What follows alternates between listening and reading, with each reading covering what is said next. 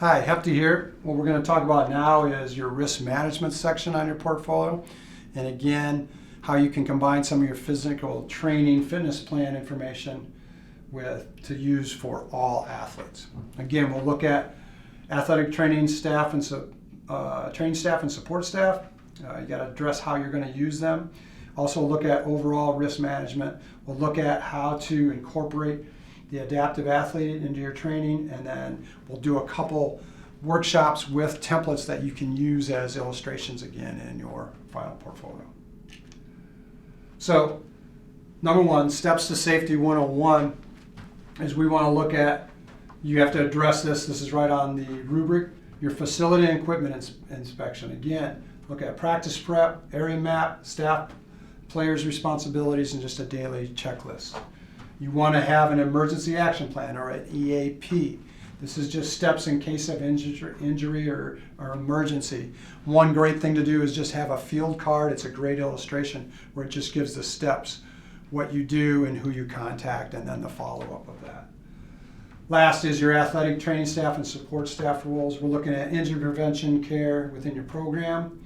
Again, contact persons, and then follow-up procedure. So these are all things you need to address.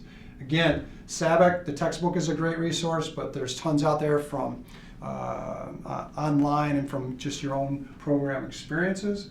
And then again, we could look at PEG's legal presentation. The portfolio design, you need TRI for each of these areas. So again, that's where the actual illustration and the templates are very handy as the eye. So with risk management, the thing with the portfolio, let's go back to the beginning and think about the development of your athletes from a physical, psychological, and social standpoint. Again, long-term versus short-term. And again, it should be consistent with your leadership philosophy and kind of your code of ethics. Again, we want to make sure every one of you does have certified athletic trainers and support staff. As you write this, you've got to address what is your facility and equipment needs and issues that you've got to deal with, and then again a strong emergency plan or a checklist card or contact numbers in case of an emergency. What is the protocol? Again, we did this with concussions with NFHS certs, so not going to spend much time on this, but again, this is a video, a little shorter. It's got some good information, a couple here. Again, it's real simple, just you have to remove the athlete from play. Again, some other websites with some great resources.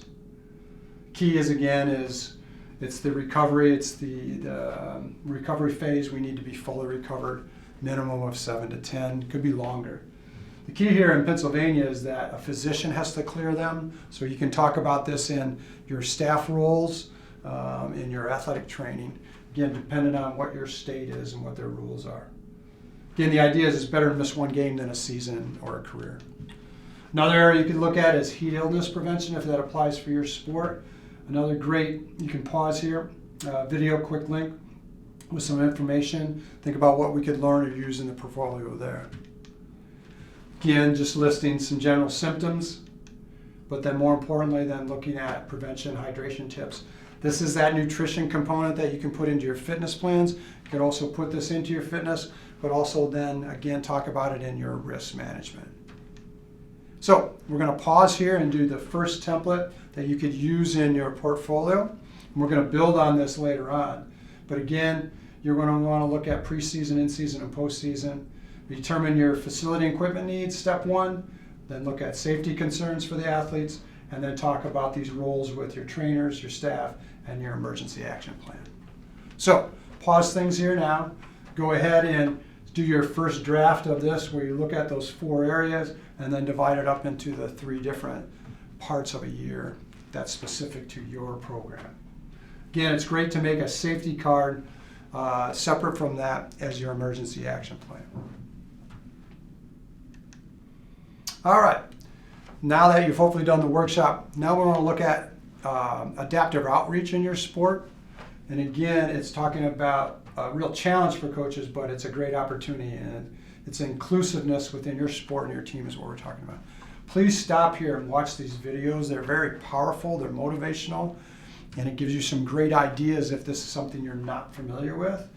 Rowan Murphy is a great example. He's a Penn State grad that was a wrestler here and now is a national speaker, motivational speaker, and commercial with Nike and so forth from his own story. And then another one here is on vision, which is this is a professional soccer player with basically sight in one eye. And for me, this hits a personal note. I have a daughter that has the same situation, so it gave us a great roadmap and motivation on how to deal with this as she grows up. So again, what we're looking for when you do the videos, how can you incorporate and educate everyone in your program, not just your players, but your staff and yourself. Then we'll look at some tips that you can use as a coach as we go forward. So go ahead and pause here. Watch these videos, they're short, but take a couple notes and the impact it has. They're great references then as you go through in your portfolio also. All right, take a look. All right, now after you've watched those videos, hopefully what we've done here is now we're giving you some information. Again, all people have the right to participate. In fact, we're required by law to create accommodation for athletes with disabilities. What really happens here is most coaches just struggle with how to do this and include these athletes. Where do you get started? So the key ingredient is to just have the attitude. What we're saying is it's something you should do, but you are legal duty to do. And then if you have a willingness and the right attitude, it's an incredible opportunity and again, developmental teaching or phase for all of your athletes, where you're recognizing everyone's abilities versus their disabilities. So here's a couple of tips to look at applying to your portfolio. Embrace the opportunity, focus on the positives. Develop goals again with the athlete included.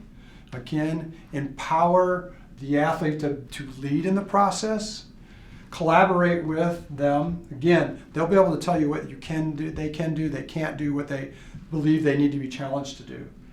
Learn accommodations. Do your research. Go study and find out what are the rules within your sport and how there are adjustments for competitions and training. Have similar expectations for them as you do with everyone else on the team. Foster independence. Again, you're going back to those developmental life skills that we've talked about trying to create right away in our philosophy.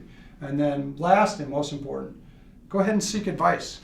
It's okay to not know what you don't know, and then be able to go ask for help, research it. Again, great opportunity to educate yourself, but your team also.